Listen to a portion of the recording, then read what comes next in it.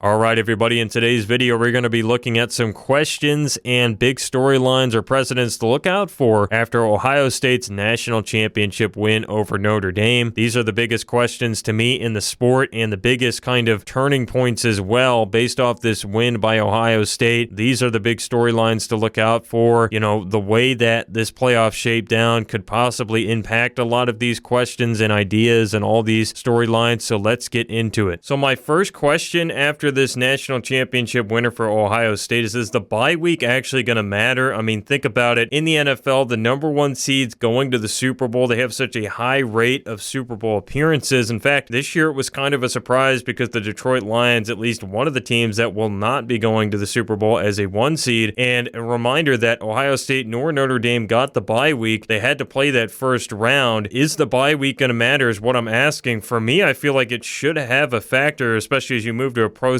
schedule. You would think that these teams are going to be banged up and appreciating the rest at the end of the year, but one way that this could go the other way and also might not end up mattering more, and I'm overrating, is because you have to keep in mind college it's already a built-in break. You get a lot of guys that basically get extended time off. There's such that lapse of time between the last game and then even the start of the playoff now, and then especially bowl season. If we're just doing that, you already have several weeks off, and then there's just these big gaps in the games now. So I believe the bye week isn't going to matter as much as the NFL, but I definitely thought going into this tournament that it was going to be the teams that got the byes that advanced, but that has not been the case, and you can overcome being a lower seed. My second question and kind of idea here is that are conferences going to get rid of the conference championship game? This is something you want to look out for, and personally, I believe this is what's going to happen. I mean, you think about it, it didn't seem like the conference championship really did any favors to any of the teams that ended up winning. You look at Georgia, which took down Texas. They lost. Both of those teams lost. You had to play an extra game. Oregon and Penn State both lost before the national championship. They had to play the extra game in the Big Ten. You know, Oregon ends up winning it, but they would have definitely rather have taken the Natty. Meanwhile, you look at Ohio State. They got off that week. They were able to get right a little bit, and so that was the one game that they didn't end up playing, and that's also the other argument against the one seed to it not mattering as much because the conference championship game kind of make up for that if you're a high enough seed. And looking at it now, I feel like teams, you know, they just view it as a detriment. I mean, you had the whole controversy with SMU thinking they would get kicked out because of that conference championship game, and I know some teams are relying on them to get in, but honestly, I see teams maybe getting rid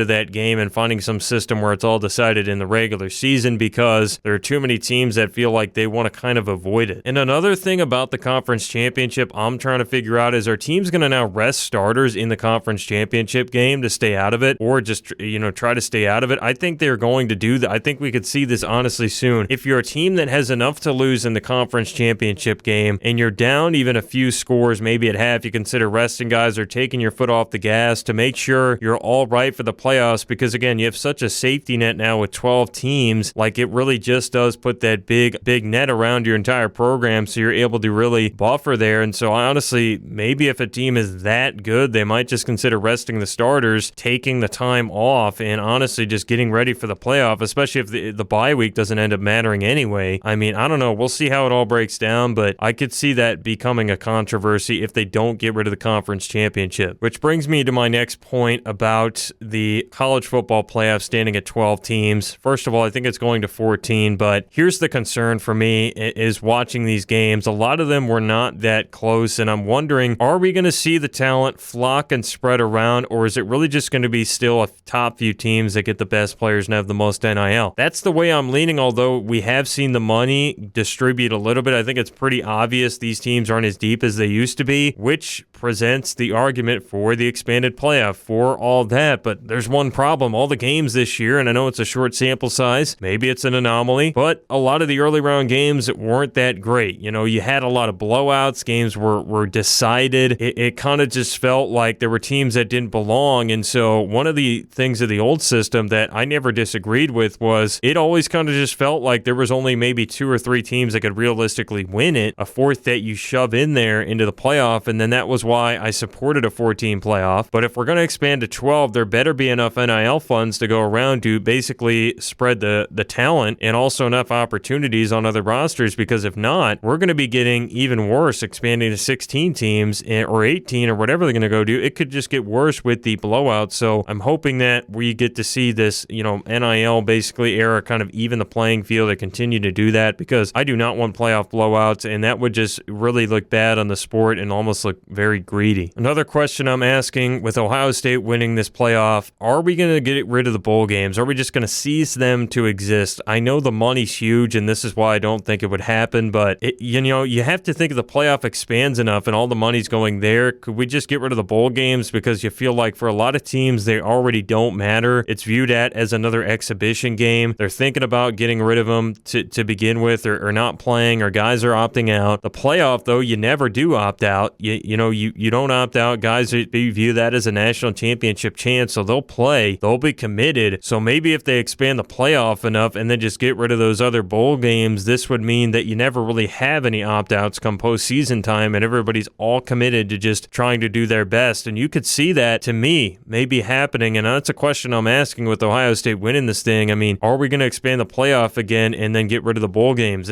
I want to know that. I feel like that's a precedent that I'm looking out for. If we continue to see some other teams win basically off this playoff and you get that expanded playoff field, I think bowl games could be in trouble. We could maybe get rid of them. Biggest next question I'm asking, we've got so many funds going around college, and specifically Miami, my Hurricanes, getting Carson Beck on a big deal. And I want to know if more players are going to follow this Carson Beck, Cam Ward route, to where you basically ditch the chance to go to the NFL, stay in college and develop, but not just do that, but make a ton of money while you're doing it. Basically make more than you would have made in the NFL. To me, this is going to be a big thing to look out for this season, and to see how good the deals get, and to see, and this is my opinion, I believe this is going to be the new normal. Guys are going to stay back another year and develop, which is going to probably make the game a little bit better, in my opinion. Unlike the NBA, where guys are one and done in college sports, they try to get to the league as fast as possible, and they come in a little bit raw, a little bit undeveloped. Here in the college system, we could see guys sticking back, and what that could mean is they basically take that sweeter deal, maybe get themselves a chance to boost up in the draft, but it also adds a little bit more to the sport.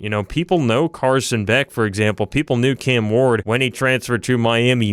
Some of these guys that are staying back that extra year, so that at least adds to the story a little bit. And then secondly, just another big point about this is this could take away from the NFL a little bit. Some of those guys that you would maybe get as rookie quarterbacks aren't going to be coming in as early, so that could push back the development of the league there a little bit and force the hand of the NFL to maybe change some of their financial system as well. If guys are getting better deals in college, that you'd think the league would maybe have to step up, and that could be a little bit of a shattering hammer there to the league and its security financially. The next thing to look out for, in my opinion, has got to be the way Notre Dame is structured and how it got to the national championship. Folks, they did not have a conference, obviously, and that's been the big controversy. So many people want to see maybe Notre Dame jump into a conference. They argue it's best to stay out of one. They obviously had a decent schedule to play, and honestly, it worked out favorably for them. Now, the disadvantage is, again, they don't get that bye week, but I'm not sure that wasn't a notch against the teams that ended up getting one. They also avoid a conference championship anyway, so that's kind of the extra game they get to remove and by not being in one, and so it feels like a pretty good deal for Notre Dame. So now I'm wondering, are more teams watching Notre Dame in this first year of the 12-team playoff with that under-recruited,